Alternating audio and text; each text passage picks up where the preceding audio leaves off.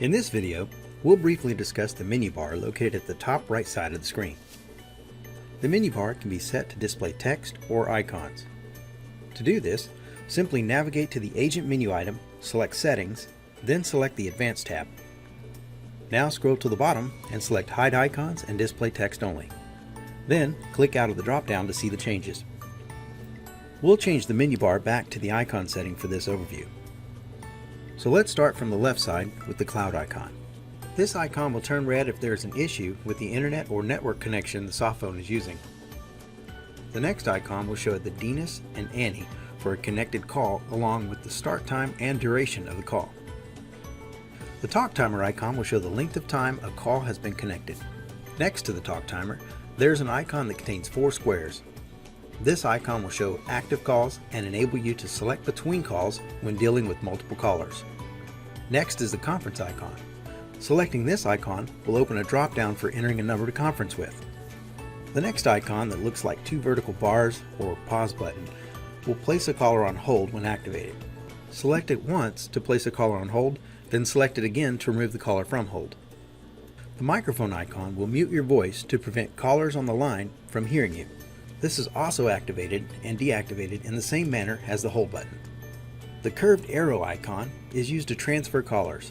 To initiate a transfer, simply select the arrow and enter the destination in the box here. To blind transfer the call, make sure the supervisor switch is set to no, then select the blue transfer button. To perform a supervised transfer and speak with the intended recipient prior to completing the transfer, change the supervised button to yes, then select the blue transfer button. After speaking with the intended recipient, the transfer can be completed using the green Complete Transfer button or recalled using the red Recall button. The phone icon will open a drop-down that will enable manual outbound dials. Simply enter the number or extension to dial using your mouse, or click in the box and enter the number using your keyboard. When finished, select Dial. To discontinue a call, select the phone icon with the down arrow. The next icon that resembles a coffee cup is used to set a D&D status. So here I've turned on D&D and set it to lunch. To turn off the status, simply select D&D off. The hazard or triangle icon with the exclamation point will indicate if there are pending notifications to review. A missed call notification is one example of a notification that would appear here. The envelope icon will show calls in queue that need to be answered along with some additional details about the call. Now we'll look at the Agent menu icon. When you click on this icon, a drop-down will appear with some additional menu items. Let's start by reviewing the User menu item.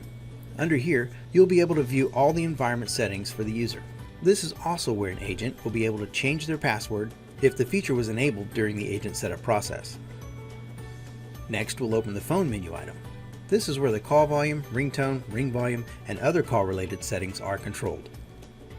The Advanced menu item will provide an option to reset widget locations, which will return the desktop layout to its default look. This section is also where the notification permissions are granted and the browser focus is activated to make the browser window visible when a call is answered. There's also a box to enable additional logging information to be gathered in the background. This is information attached when submitting a support request. The Desktop Designer section will show the template being used for the interface, which group the template is assigned to, and how many widgets are included on the interface. The next item is where we change the icons to text at the beginning of this video by placing a check mark in the box here.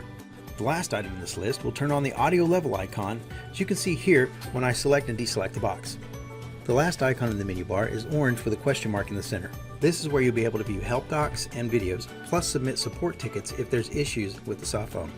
When you select Email Support, a pop-up window will appear. Simply enter details about the current problem, then press Submit. And that concludes our brief overview of the Agent menu bar.